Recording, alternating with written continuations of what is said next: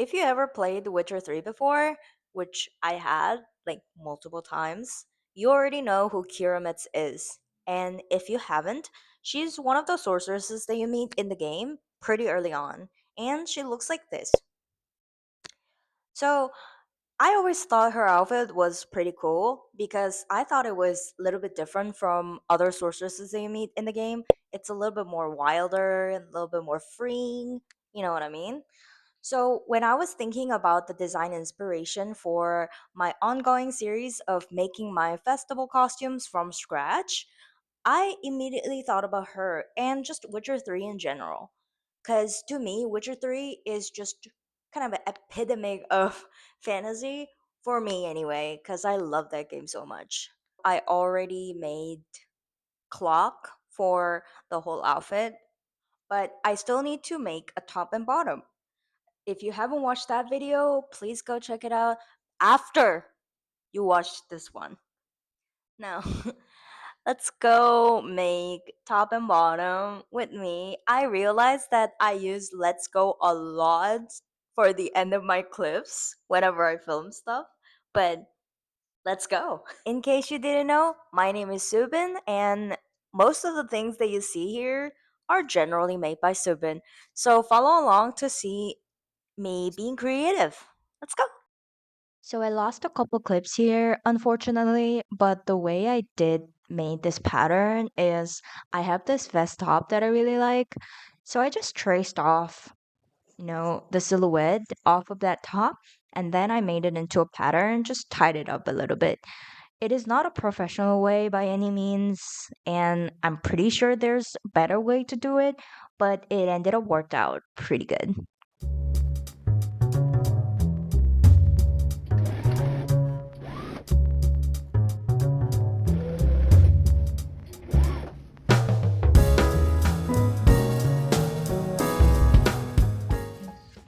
First, I don't really like the flopping gap at the front of the armhole, so I think I'm gonna fix it in the pattern real quick, just to give, like, just to cinch it here just a little bit, like a 1 centimeter at the very maximum. And I also don't like the length, quite frankly. I don't like the length, so I think I'm gonna make it a little bit shorter, just a little bit, just a tiny little bit. And that's pretty much it. I really like the fit. I think it looks pretty good, with the curve and everything. So let's check the pattern with me.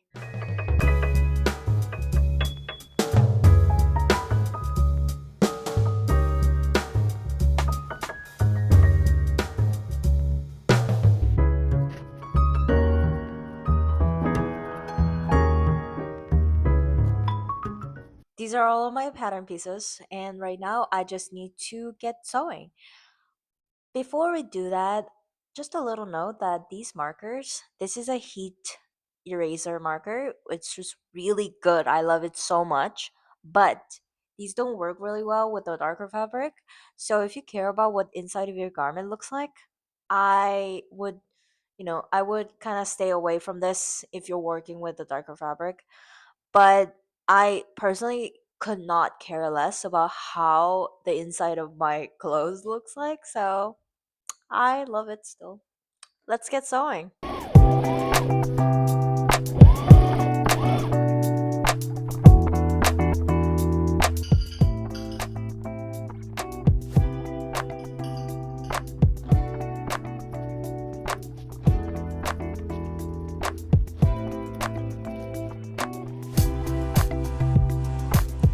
I finished making the vest, so we only have a fun part left, which is putting the decorations and putting the eyelets and all of those things.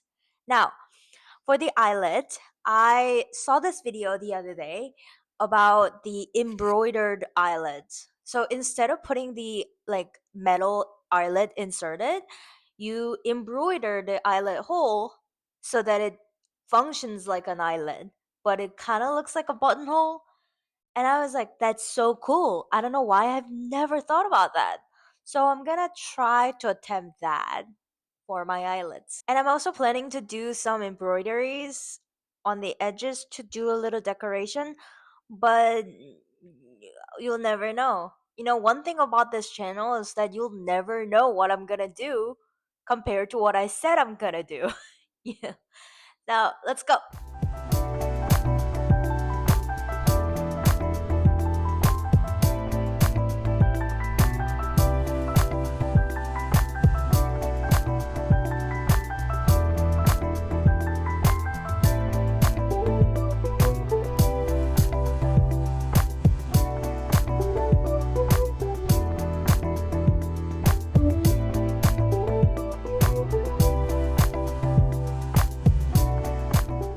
Okay, so I finished sewing the all the eyelets here, and I don't know, it looks kind of sick to me.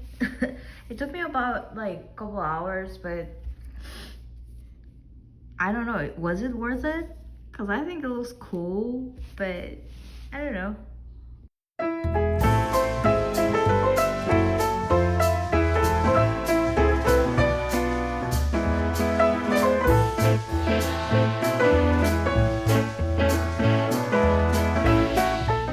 So I try to learn the embroidery stitches for the edges of my vest, like decorative embroideries. And this is my attempt. Not great. you know. So I went to the store and I got some corded trims. This it's so pretty, you know. And I also got some bobbins. This is a correct bobbin. Last time I went to get a bobbin, I didn't get the correct one, so I couldn't use any of them. But this is a correct bobbin for my machine. And I also got these cords for the lacing for the vest. So let's attach the trim onto the vest and yeah, let's get going. Um, it's really hot outside these days in Southern Ontario where I live. I'm assuming everywhere it is, but the heat is really taking out my energy, man. But let's keep going.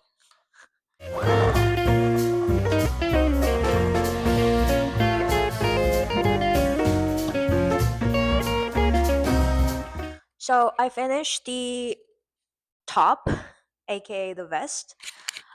I attached the decorative trim here and I used this cord to do this corset thing.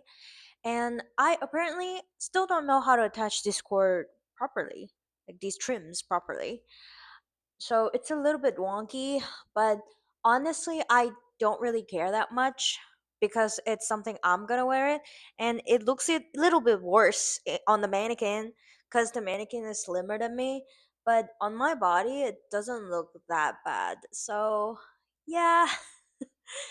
Now I only have a skirt left, and I think I'm gonna make like a square hem skirt. So let's go make a square hem skirt for the final piece.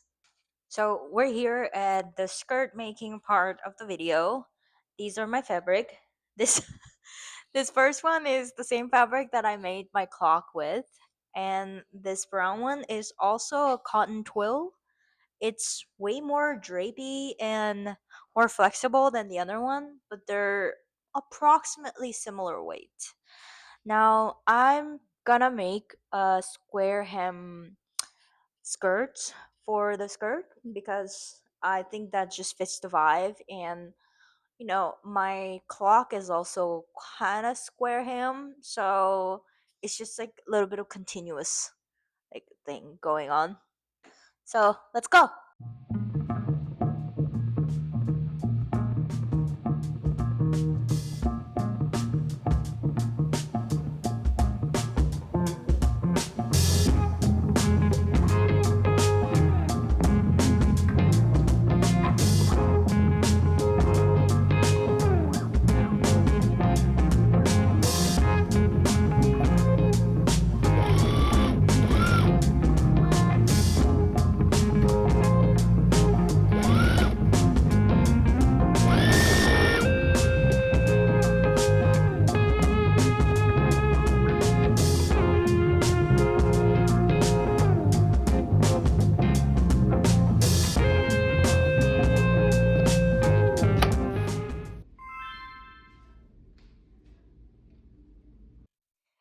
this is how everything turned out, and what do we think?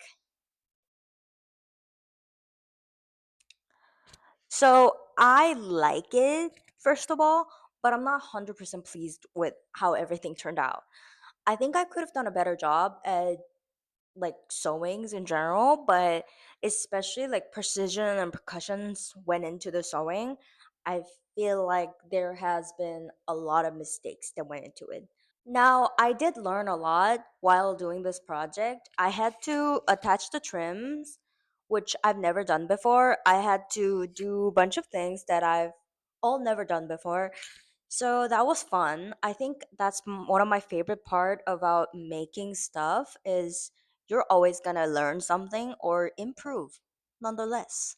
But overall, I think it was pretty fun. I challenged myself. I didn't fully win, but I had a moderate success, in my opinion.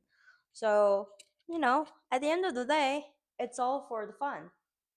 So, thank you so much for watching this week's video, and I'll see you next time with the final part of the series of making my festival costume. So, please stay tuned for the next video. Bye!